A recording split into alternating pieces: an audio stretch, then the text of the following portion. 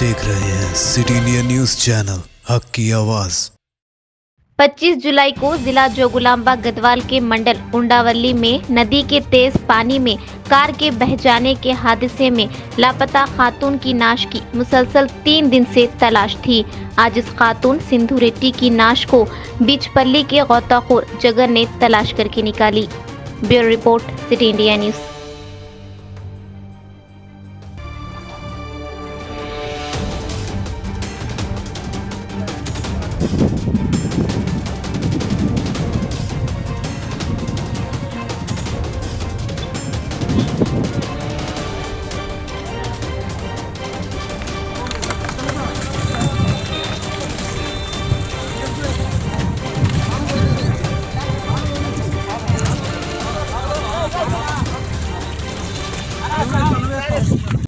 दोस्तों, अगर आपको हमारी न्यूज़ और एंटरटेनमेंट तमाम प्रोग्राम पसंद आते हैं तो फिर लाइक करें, शेयर करें और सब्सक्राइब करें। और हाँ, बेल आइकॉन दबाना ना भूलें ताकि आप हमारी हर न्यूज़ और हर एंटरटेनमेंट प्रोग्राम से अपडेट रहें।